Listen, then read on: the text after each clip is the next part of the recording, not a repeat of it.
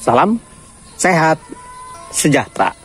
Berjumpa kembali dengan Cerita Kita Channel. Melanjutkan kisah yang kemarin, video yang lalu mengkisahkan tentang seekor ikan yang loncat dari kolam. Terus lanjutannya, kemarin seorang anak manusia yang keluar dari kamarnya. Nah, sekarang yang ketiga lebih heboh lagi. Kemarin seorang anak manusia keluar dari kamar sampai ke depan halaman rumahnya, bisa melihat rumah. Akan tetapi melihatnya cuma sebatas sudut pandangnya. Jika kita diri atau duduk di depan, yang tampak adalah rumah bagian depan. Jika kita di belakang, yang tampak bagian belakang. Jadi cuma sebatas sudut pandangan mata. Gimana caranya supaya bisa melihat dari atas? Kita harus naik ke atas pohon. Oke, sebelum dilanjut kisah nyata, kisah misteri ini, silakan yang belum subscribe dulu, dan jangan lupa tekan juga loncengnya supaya besok-besok dapat notifikasi kalau Cerita Kita Channel mengupload video baru. Yang sudah subscribe, like, komen, dan share, saya ucapkan banyak-banyak terima kasih. Oke, dilanjut. Kenapa di kisah-kisah para astronot yang dulu ke bulan, naik Apollo, ada juga yang naik Sputnik, begitu ada di luar angkasa, beliau-beliau kenapa langsung merasakan adanya pengakuan bahwa Tuhan itu benar-benar ada. Nah, apa ya nanti judulnya ya?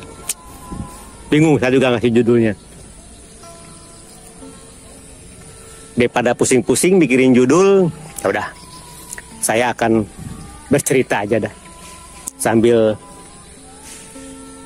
memberikan contoh ringan.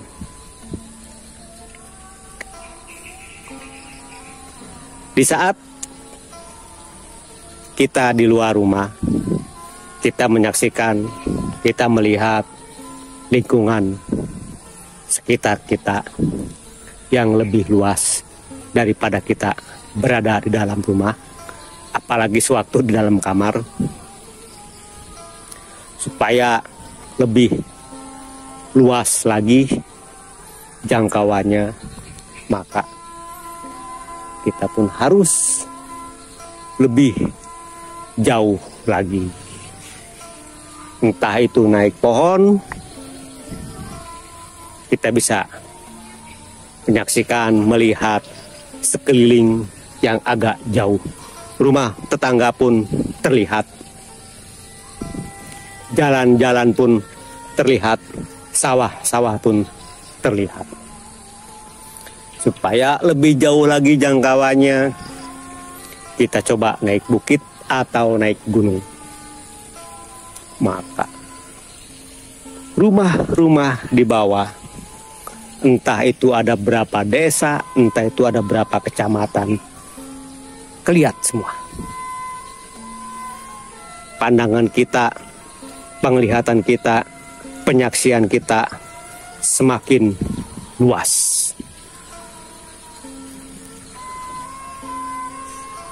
masih kurang juga.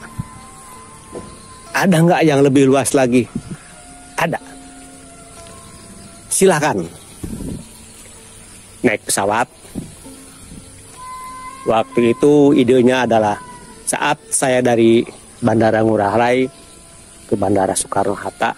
Waktu dari Bali ke Banten, saya naik pesawatnya kan turunnya di Soekarno-Hatta. Begitu take off, Bali terlihat. Pulau Jawa terlihat. Tadinya hanya sebatas kumpulan desa-desa dan kecamatan waktu di gunung. Begitu di pesawat, karena pesawat itu jalan, terlihat semua daratan. Mana daratan, mana laut, sampai aliran sungai pun terlihat. Bahkan sampai awan pun ada di samping saya. Aneh.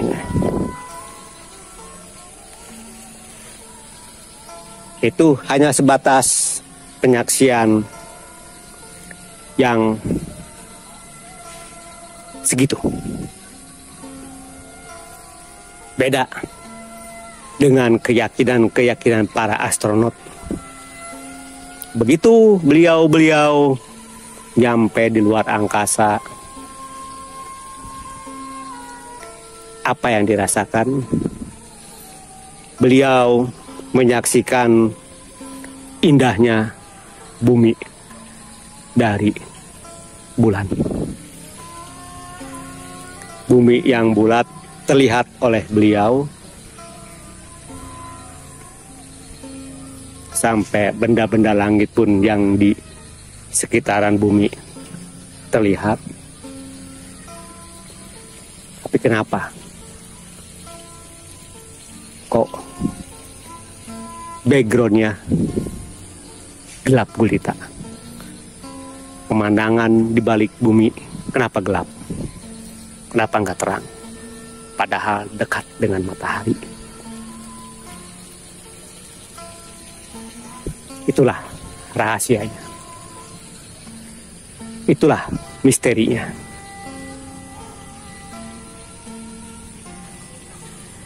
Semakin diri kita ini melepaskan diri dari doktrin, melepaskan diri dari pencucian otak, saya yakin pasti diri kita ini akan dianggap apa ya? Kembali kegelapan, kembali ke zaman kegelapan, kembali ke zaman jahiliyah, kembali ke zaman pembodohan. Menurut pandangan-pandangan mereka-mereka yang sudah bertahun-tahun didoktrin, dicuci otaknya. Kita keluar dari pencucian otak itu, dianggapnya kita ini orang kotor, orang gelap. Padahal di balik tuduhan gelapnya diri kita ini, disitulah kita dikaruniai pancaran ilahi, nur ilahi, cahaya ilahi.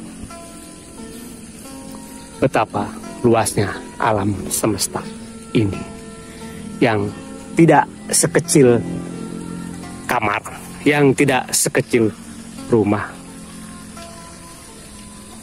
Begitu besarnya alam raya ini, begitu banyaknya, begitu luasnya ilmu pengetahuan ini. Tidak sesempit sewaktu kita didoktrin, sewaktu diri kita ini dicuci otaknya. Semakin lama diri kita meyakini bahwa alam ini tidak akan selesai kita jelajahi, alam ini tidak akan selesai kita saksikan semuanya. Disitulah terbersit di dalam hati sanubari. Ada burung kedasi. Alam sebegini besarnya, sebegini luasnya, gimana dengan pencipta alam ini? Justru lebih besar lagi dari alam ini. Alam semesta ini tidak terjangkau oleh diri kita karena saking luasnya, saking besarnya. Bagaimana dengan penciptanya? Disitulah kita semakin yakin bahwa Sang Pencipta, bahwa Tuhan itu maha besar. Karena kita menyaksikan alam yang sangat besar ini, yang sangat luas ini, yakin dan pasti bahwa Sang Penciptanya lebih besar lagi dari alam semesta ini. Nah, itulah kisah cerita dari Cerita Kita channel yang sederhana ini. Saya tarik kesimpulan. Oke, sebelum saya kasih kesimpulannya, silahkan yang belum subscribe dulu, dan jangan lupa tekan juga loncengnya supaya besok-besok dapat notifikasi kalau Cerita Kita channel mengupload video baru. Yang sudah subscribe, like, komen, dan share, saya ucapkan banyak-banyak terima kasih. Apa sih kesimpulannya?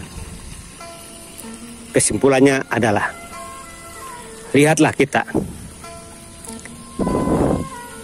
gelas air mineral yang disegel oleh tutup plastik. Isinya cuman segitu. Cuman air bening. Bisakah kita isi oleh air kopi? Nggak bisa, pasti air kopinya tumpah.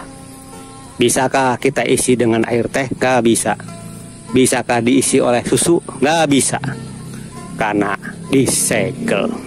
Itulah segel yang ada di dalam diri seorang anak manusia yang sudah didoktrin, yang sudah dicuci otaknya. Selama segel itu nggak dibuka, saya yakin mau diisi apapun gak bakalan bisa masuk. Dan orang yang didoktrin pun cuman sebatas itu hasilnya, hanya air bening segelas. Dah. Oke, tuh maghrib udah mulai itu. Tuh udah bunyi adzan maghrib.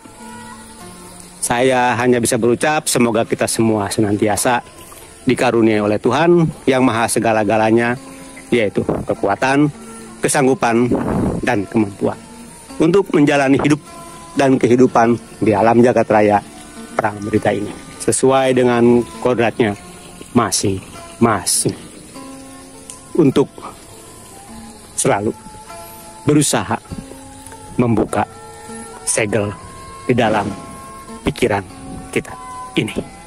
Oke, sampai di sini dulu videonya. Sampai berjumpa lagi nanti di episode selanjutnya. Saya tutup videonya. Salam sehat sejahtera untuk kita semua.